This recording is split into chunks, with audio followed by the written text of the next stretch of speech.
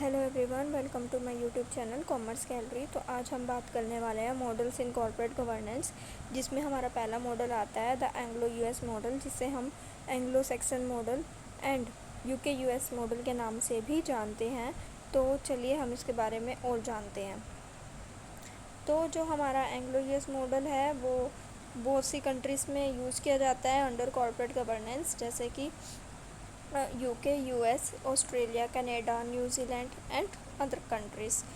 यहाँ पे जो शेयर ओनरशिप है वो इंडिविजुअल्स और इंस्टीट्यूशनल इन्वेस्टर्स के पास होती है।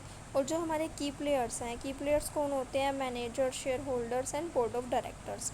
इनका जो राइट्स एंड रिस्पॉन्सिबिलिटीज़ है वो भी वेल डेवलप्ड लीगल फ्रेमवर्क के अंडर जो है डिफ़ाइन किया गया है। यहाँ पे जो कॉमन मेथड रहता है कैपिटल को रेज करने का वो इक्विटी फाइनेंसिंग रहता है। और जो यूएस है वो वर्ल्ड की सबसे लार्जेस्ट कैपिटल मार्केट है। उसके बाद हम इसको एक डायग्राम से समझने की कोशिश करते हैं। जो कंपनी है, शेयर होल्डर जो है ओनर होते हैं कंपनी के, वे क्या करते हैं? बोर्ड ऑफ डायरेक्टर्स को अपॉइंट करते हैं। बोर्ड ऑफ डायरेक्टर्स जो है आगे ऑफिसर्स, जिन्हें मैनेजर्स भी बोलते हैं, उनको अपॉइंट करते हैं, प्लस उन्हें सुपरवाइज करते हैं। और जो हमारे ऑफिसर्स या मैनेजर्स हैं वो कंपनी को मैनेज करते हैं। उसके बाद दूसरे हैंड पे हमारे आता है स्टेक होल्डर्स। स्टेक होल्डर्स का स्टेक होता है कंपनी में, मीन्स इंटरेस्ट होता है। स्टेक होल्डर्स कौन कौन होते हैं? जैसे गवर्नमेंट हो गई, सप्लायर्स हो गए, कस्टमर्स हो गए, मिडल मैन हो गए और भी बहुत। उसके बाद आता है रेगुलेटरी लीगल फ्रेमवर्क, जो कि ये देखता है कि कंपनी लीगली काम कर रही है या नहीं, और रूल्स रेगुलेशंस भी बनाता है।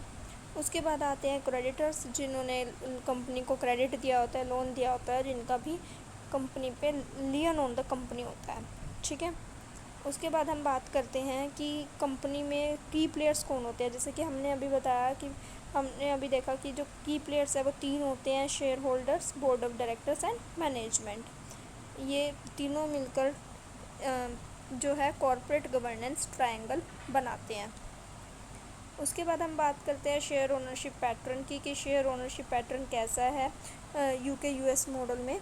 तो 1981 के अंदर जो इंडिविजुअल्स थे उनके पास 38% शेयर होल्डिंग थी कंपनीज़ की, जबकि इंस्टीट्यूशनल इन्वेस्टर्स के पास 53.3% थी।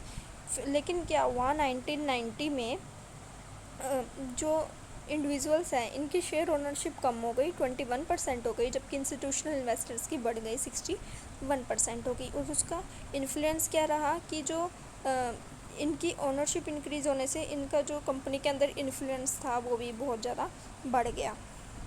अब आई होप आपको वहाँ तक समझ आया होगा। अब हम बात करते हैं बोर्ड कंपोजिशन की। तो बोर्ड के अंदर मेनली टू ही पार्टीज़ होती हैं, इनसाइडर एंड आउटसाइडर। इनसाइडर होते हैं जो कंपनी से रिलेटेड होते हैं, उनको कोई ना कोई रिलेशनशिप होता है कंपनी के साथ। मे बी वो एम्प्लॉयज़ हो, मैनेजर हो, एग्जीक्यूटिव डायरेक्टर्स हो, कुछ भी हो सकते हैं, मतलब वो कंपनी के अंदर एम्प्लॉयड होते हैं। जबकि आउटसाइडर्स का कोई रिलेशन नहीं होता कंपनी के साथ या कंपनी के मैनेजमेंट के साथ।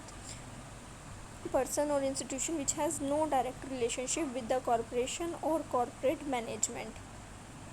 और जो यूके के अंदर जो कंपनीज़ है, many boards of UK companies, इनकी जो मेजॉरिटी है, मतलब इसमें ज़्यादातर इनसाइडर डायरेक्टर्स ही होते हैं।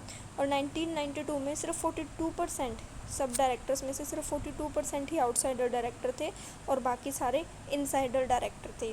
और 9% तो कंपनी ऐसी थी यूके के अंदर बड़ी बड़ी कि जिसके अंदर कोई आउटसाइड डायरेक्टर्स था ही नहीं। उसके बाद हम बात करते हैं रेगुलेटरी फ्रेमवर्क की, कि वहाँ का रेगुलेशन कैसा है।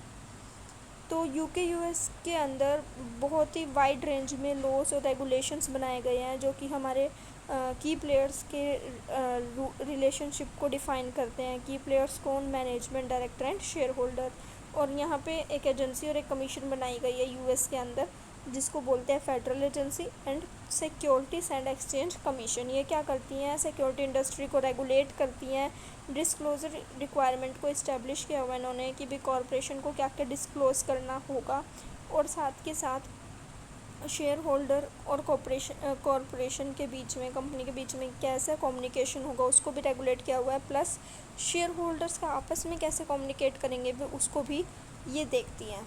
आई होप आपको ये क्लियर हुआ होगा। उसके बाद हम बात करते हैं डिस्क्लोजर रिक्वायरमेंट, कि कंपनीज़ को क्या क्या डिस्क्लोज़ करना होता है। तो फर्स्टली कॉर्पोरेट फाइनेंशियल डाटा जो है कंपनी को शो करना होता है, उनका capital structure, substantial background information, हर एक नॉमिनी के बारे में, बोर्ड ऑफ डायरेक्टर्स के नॉमिनीज़ के बारे में, और एग्जीक्यूटिव ऑफिसर्स को हम कितना एग्रीगेट मतलब टोटल एग्रीगेट निकाल देते हैं, जैसे हम कितना एग्रीगेट कंपनसेशन पे किया जाता है वो बताना होता है कंपनीज़ को। Plus all share holder holding more than 5% of corporation total share capital, जिनके पास 5% से ज़्यादा शेयर होल्डिंग है उनके बारे में भी इंफॉर्मेशन देनी होती है। Information on proposed mergers and reconstruction, अगर कंपनी ने कोई मर्जर किया है या रिकन्स्ट्रक्शन किया है तो उसके बारे में इंफॉर्मेशन प्रोवाइड करनी होती है। Plus proposed amendment to the article, अगर कोई आर्टिकल ऑफ एसोसिएशन में कोई अमेंडमेंट करने वाले हैं या की है वो भी बताना होता है। और उसके साथ साथ जो ऑडिटर्स हैं, कंपनी के कौन ऑडिटर हैं उनके नाम भी डिस्क्लोज़ करने होते हैं। आई होप आपको ये क्लियर हुआ होगा। उसके बाद हम बात करते हैं corporate action requiring share holder approval की, कौन कौन से काम ऐसे हैं कॉर्पोरेट के जिसके लिए उन्हें शेयर होल्डर की अप्रूवल लेनी ज़रूरी है। तो पहले हम बात करते हैं रूटीन के एक्शंस की। उसमें पहला आता है election of directors and second one is appointment of directors. और नॉन रूटीन में आते हैं स्टॉक ऑप्शन प्लान में अगर कोई हम अमेंडमेंट करते हैं, अगर हम कोई मर्जर या टेक ओवर करने जा रहे हैं या फिर रिकन्स्ट्रक्शन करने जा रहे हैं, रीस्ट्रक्चर करने जा रहे हैं, या फिर हमारे आर्टिकल्स में आर्टिकल्स ऑफ इनकॉर्पोरेशन या आर्टिकल ऑफ एसोसिएशन में कोई अमेंडमेंट करने जा रहे हैं, उसके लिए भी हमें जो है परमिशन लेनी होगी। उसके बाद इंट्रैक्शन कैसा है प्लेयर्स के बीच में, इंट्रैक्शन बिटवीन प्लेयर्स। तो जैसे कि हमने पहले भी कहा था कि वेल रेगुलेटेड है सब, तो इन्होंने कॉम्प्लेक्स वेल रेगुलेटेड सिस्टम जो है कम्युनिकेशन के लिए और इंट्रैक्शन के लिए शेयर होल्डर और कॉर्पोरेशन के बीच में तैयार किया है। शेयर होल्डर जो अपना वोटिंग राइट को बिना एनुअल जनरल मीटिंग के अटेंड किए भी यूज़ कर सकते हैं। उन्हें क्या है, एनुअल जनरल मीटिंग से पहले मीटिंग का एजेंडा बता दिया जाता है, उनके वोटर कार्ड वगैरह दे दिए जाते हैं। तो शेयर होल्डर जितने भी रजिस्टर्ड शेयर होल्डर होते हैं उनको एजेंडा, कॉरपोरेशन का एनुअल रिपोर्ट, वोटिंग कार्ड मिल जाते हैं। तो शेयर होल्डर जो है चाहते हैं तो मीटिंग अटेंड कर सकते हैं, अदरवाइज़ वे नॉमिनी के थ्रू जो है भी मतलब बाय प्रॉक्सी जो है वोट कर सकते हैं। आई होप आपको क्लियर हुआ होगा। Thanks for watching. Please like, share, subscribe my channel. Thank you.